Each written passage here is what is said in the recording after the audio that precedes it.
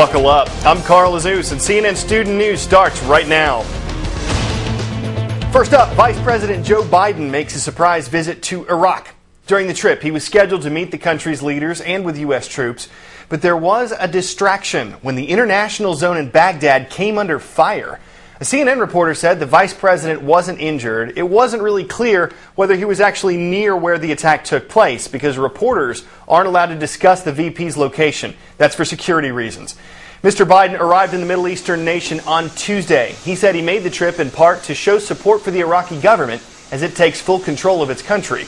All U.S. combat troops are scheduled to leave Iraq by next August. All right, staying in Iraq, you probably remember this moment you're seeing over my shoulder here. That happened last year when an Iraqi journalist threw his shoes at then-President George W. Bush during a press conference in the Middle Eastern nation. Muntader al-Zaidi, that's him there with the sunglasses and sash, he was released from prison yesterday, was sentenced originally to serve 1 year for the shoe-throwing incident, but he was released 3 months early on good behavior.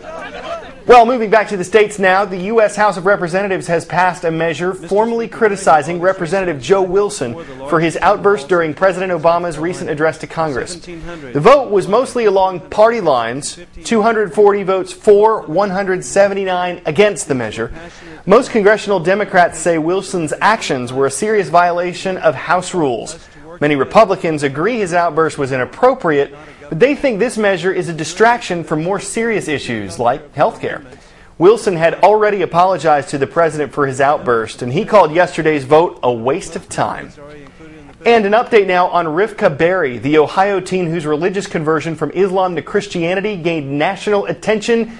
Investigators say they've found no credible evidence that Berry's father threatened to kill her because of her conversion. That's the accusation that the 17-year-old made, which she said led to her decision to run away from home. Law enforcement officials also said there was no evidence to support a history of abuse against Rivka. A judge has ordered the teen and her parents to sit down with a mediator, try to see if they can come up with a resolution to this situation. See if you can ID me. I'm a device that became available to the public in 1984. I work on frequency and I'm used frequently. Some of my versions have included the brick, flip, and slider.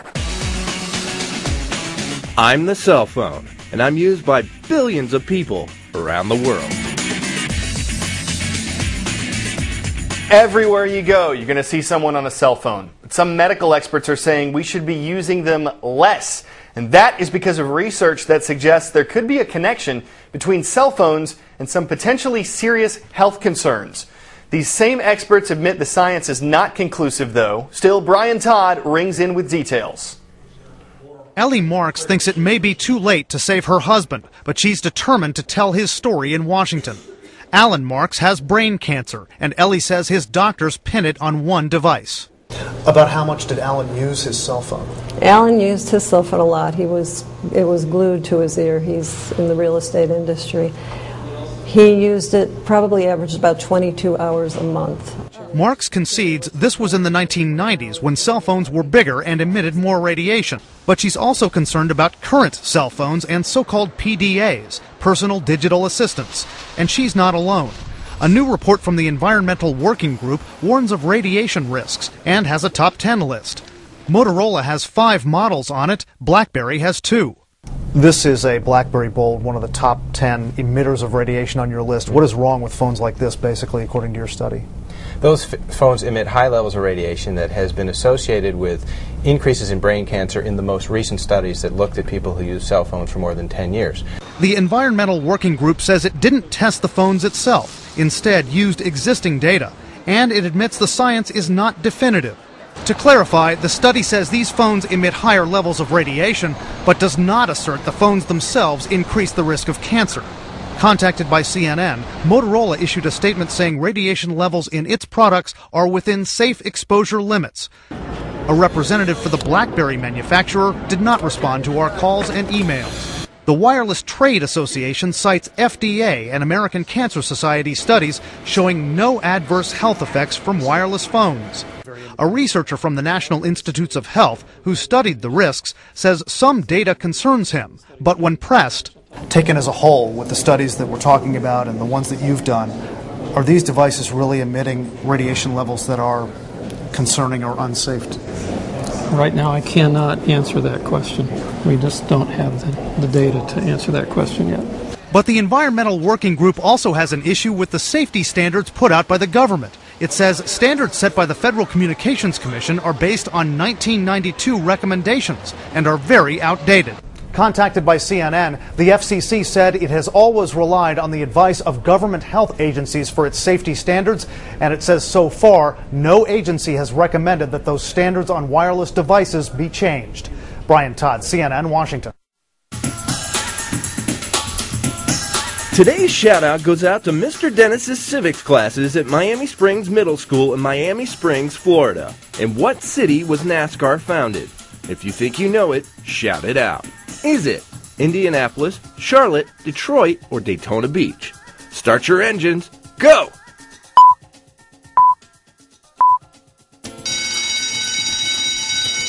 NASCAR was officially founded 61 years ago in Daytona Beach, Florida. That's your answer, and that's your shout-out. NASCAR is one of the most popular sports in the world, and in racing you burn gas, you burn rubber, and you tear up track. But NASCAR is concerned about how all that might impact the planet. So Brianna Keeler is showing us how it's giving the green flag to going green. For a sport centered around cars that get about 5 miles per gallon, NASCAR is an unlikely incubator for some eco-friendly practices. At races, all used tires are shredded. Each year, 180,000 gallons of oil and automotive fluids are recycled. All of the fluids in these cars, except for the coolant, because the coolant is actually just water, so that's environmentally friendly.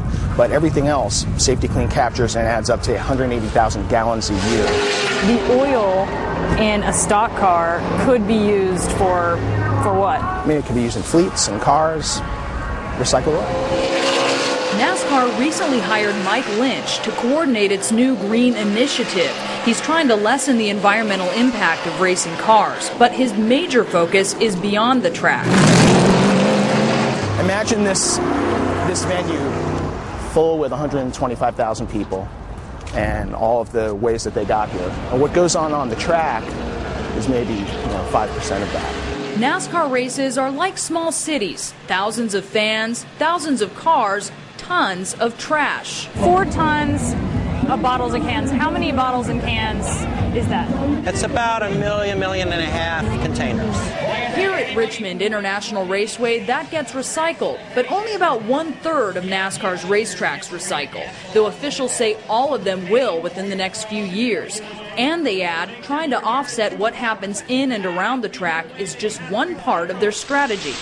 The sport is hanging much of the success of its greening efforts on changing the everyday behavior of its fans, and that's where the drivers come in. I love the environment. I love enjoying the outdoors, and I want to make sure that it's still there for my kids and grandkids. Brian Vickers, driver of the number 83 car, is one of the sport's young talents. His personal car is a hybrid, and he buys carbon credits to offset the environmental impact of his 3 homes. Since NASCAR fans are infamous for their loyalty to the brands that sponsor their drivers, Vickers thinks he and others might be able to sell them on eco-consciousness as well. There is a connection with this sport and its fans unlike any other.